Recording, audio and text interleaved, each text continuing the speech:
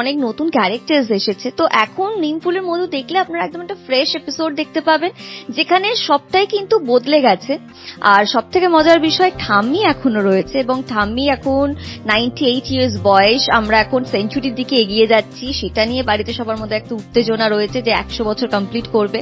তো এইসব মিলিয়ে এখন নিমফুলের মধুতে একটা ড্রাস্টিক্যালি চেঞ্জেস এসেছে এবং অনেক কিছু ঘটছে এবং সৃজনকে পাওয়া যাচ্ছে না, সব থেকে বড় কথা।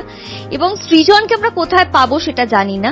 নিমফুলের মধু 20 বছর এগিয়ে গেছে এবং এগিয়ে যাওয়ার ফলে যেটা হয়েছে, অনেক মানুষ বয়স বেড়ে গেছে, অনেক মানুষের চুল পেকেছে, কিন্তু নাও পাকতে পারে, জানি না বিষয়টা মানে পাকলো কি পাকলো না সেগুলো বলতে নেবই। কারণ আজকে আমরা নিমফুলের মধুর সেটে পাশেই দেখতে পাচ্ছেন পর্ণা বসে আছে। বয়স তো বেড়েছে পর্ণা, শুধু সামনে দিয়ে একটা চুল বেরিয়ে ঝুলছে, শুধু বয়সটা বেড়েছে এবং সেটার এফেক্টটা শুধু আমার আই সাইডে পড়েছে এবং আমার একটা চশমা হয়েছে। আর যেটা হয়েছে যে আমার ছোট পুঁটিটা বড় হয়ে গেছে, আর ওই যে দুই পুঁটি একসাথে ওখানে বসে রয়েছে, একটু পরে আপনারা দেখতে পাবেন। তো এখন যেটা সব থেকে মজার বিষয়, আমি এখন ছোট পুঁটি বড় পুঁটি দুজনের সাথে ফিল করছি, আর সেটা ভীষণ ইন্টারেস্টিং। কিন্তু কিভাবে, কেন, মানে ছোট পুঁটি বড় পুঁটি কি করে একসাথে অনস্ক্রিন কাজ করছে সেটা জানতে কিন্তু নিমফুলের মধু দেখতে হবে। আর এই 20 বছরের যে লিপটা আমাদের হয়েছে, সেই 20 বছরের লিপে অনেক কিছু বদলে গেছে। পর্ণা এখন জার্নালিজম ছেড়ে দিয়েছে, সে এখন খুব একটা ভীতু মানুষ হয়ে গেছে। আগে যতটা সাহসী ছিল, সৃজন হারিয়ে যাওয়ার পর থেকে অনেক ভীতু। সে এখন চায় না যে পুটি আর কোন রকম মানে ঝামেলা ঝঞ্ঝাটে পড়ুক। এখন পুটি হয়ে গেছে জার্নালিস্ট।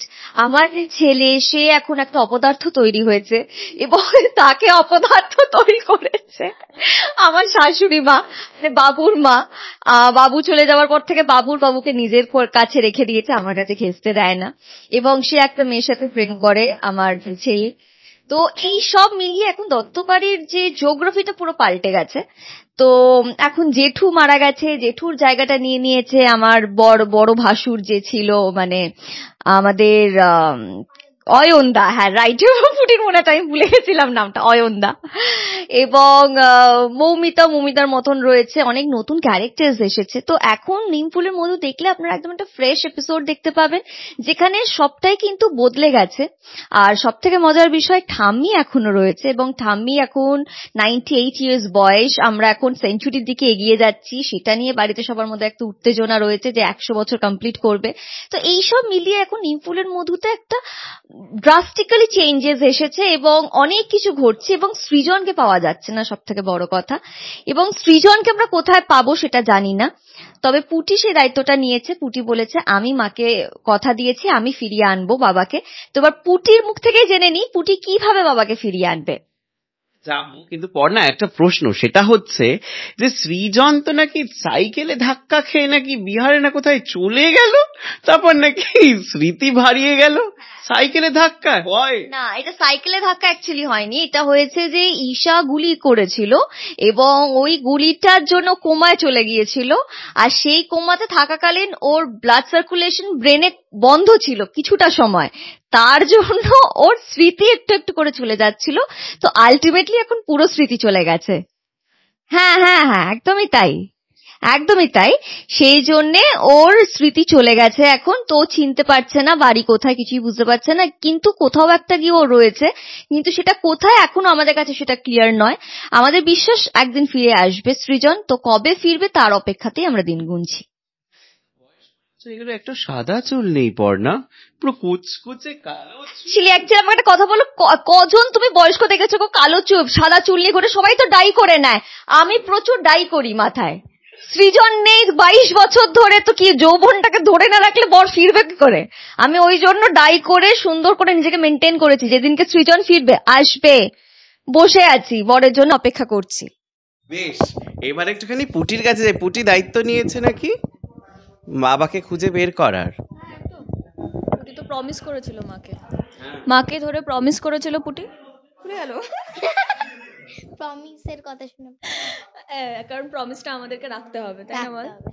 পুটি প্রমিস করেছিল মাকে ধরে যে তার বাবাকে সে খুঁজে দেবেই। তো খুঁজে এই প্রমিসটা তো রাখতেই হবে। সেই প্রমিসের পর্যায়ে এগোচ্ছে তো। এই যে হ্যাঁ, লিড পাচ্ছে পুটি, মাকে লুকিয়ে লুকিয়ে সব কাজকর্ম করছে, মাকে জিজ্ঞাসাবাদ করছে যে আসলে যাই হোক না কেন মাই তো ওর কাছে সব। আর সব থেকে বুদ্ধিধারী তো আমার মাই, তাই না বল? তো মা ছাড়া তো ওর কোনো গতি নেই। আর কিভাবে কি করবে ওর মাথার মধ্যেও খুব একটা খেলছে না, তো আলটিমেটলি ওর মার কাছেই ওকে যেতে হচ্ছে। অথচ ওকে মা আহ, ওর মা চায়ও না যে ও কোনোভাবে কোনো কি বলবো কোনো ঝামেলায় পড়ুক।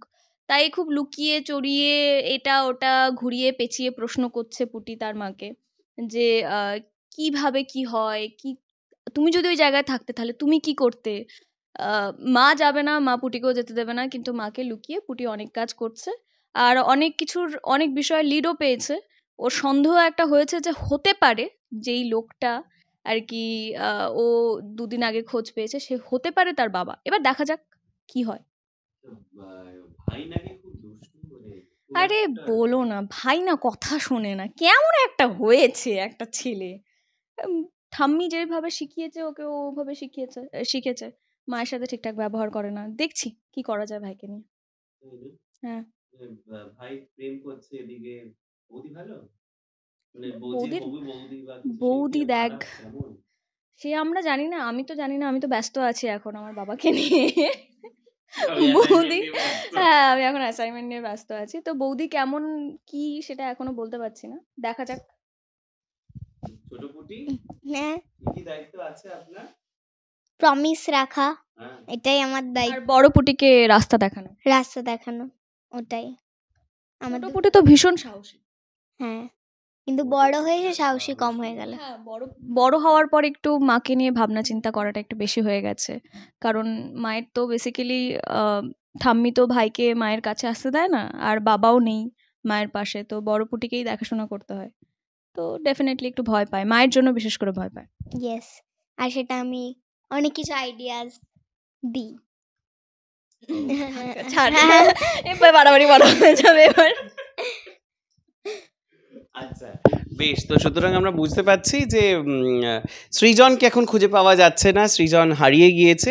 বাট এদিকে একেবারে সোলা শৃঙ্গার বলে না হিন্দিতে, ঠিক পুরো তো সেজে গুজে মঙ্গল সূত্র পরে সিঁদুর টিঁদুর শাখা পলা পরে টান টান চুল সামনে দিয়ে হালকা একটা বেরিয়ে যাচ্ছে লক্স, তো সব মিলেমিশে হই হই করে কাটছে এখন, সৃজনের অপেক্ষায় রয়েছে। তো দেখা যাক সৃজনকে আমরা খুঁজে পাই কিনা এবং পুটি বের করে আনতে পারি কিনা। তাই তো আমি ঠিকঠাক বলছি তো, গল্প ঠিকঠাকই এগোচ্ছে তাহলে মোটামুটি। তো এরকম নানান এন্টারটেনমেন্টের রেগুলার ডোজ পেতে হলে অবশ্যই চোখ রাখতে হবে দি ওয়ার্ল্ড নিউজে, কারণ খবর এখন এখানেই। ক্যামেরায় সৌম্যর সঙ্গে Arunava, the world news, Kolkata.